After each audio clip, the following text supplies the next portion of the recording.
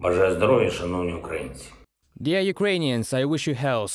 The key for today is energy. The situation in Odesa region is very difficult. After the night strike by Iranian drones, Odesa and other cities and villages of the region are in the dark. So far, more than 1.5 million people in Odesa are without electricity. Only critical infrastructure is connected, and to the extent where it is possible to supply electricity. In total, Russian terrorists used 15 Shahed drones against Odesa during one night on Saturday. This is the true attitude of Russia towards Odesa residents. Deliberate bullying, deliberate attempt to bring disaster to the city. Our sky defenders managed to shoot down 10 drones out of 15. Well done. Power engineers, repair crews, regional authorities, everyone is working non-stop to restore power. Unfortunately, the hits were critical, so it takes more than just a period of time to restore electricity. It doesn't take hours, but a few days. Unfortunately, we will do everything we can to speed up the recovery. Please, while the repairs are in progress, help your friends, your neighbors, and the elderly in Odesa to find and use the points of invincibility. Points of invincibility are deployed. There you can warm up, charge your equipment,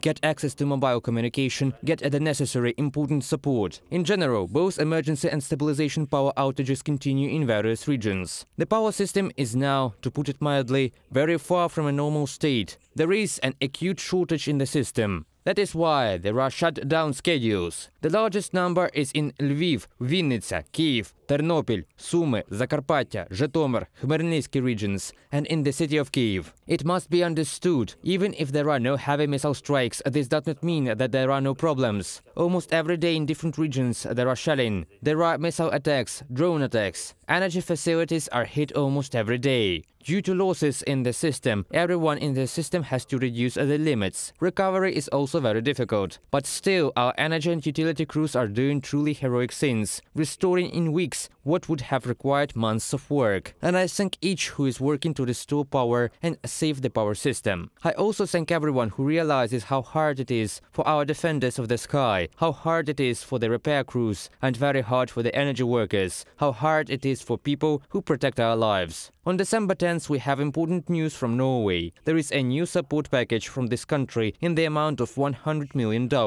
And precisely for the restoration of our energy system after these Russian strikes. I thank all Norwegians for this decision. I am thankful to the government. In general, we receive defense, economic and very important political support from Norway, as well as a lot of humanitarian assistance. Norway also helps with the purchase of gas. We will work together on the reconstruction of Ukraine. I want to thank you once again. On December 10th in the Norwegian capital, Oslo, the annual ceremony of awarding the Nobel Peace Prize took place. This year, the language of Ukraine, our Ukrainian language, was heard for the first time at the ceremony, thanks to the Center for Civil Liberties and its head, Mrs. Matvichuk, who became laureates of the Peace Prize. I congratulate Ms. Alexandra, her colleagues and all Ukrainian human rights defenders on this recognition. It is symbolic that the ceremony takes place on this very day, International Human Rights Day. In Ukraine, before there was no national day of gratitude and respect for the human rights movement. All those who dedicate their lives to the protection and restoration of people's rights. Now such a day has been established and will be celebrated annually on December 10th, Human Rights Day. Earlier I sent several more important decrees, in particular about awarding state scholarships.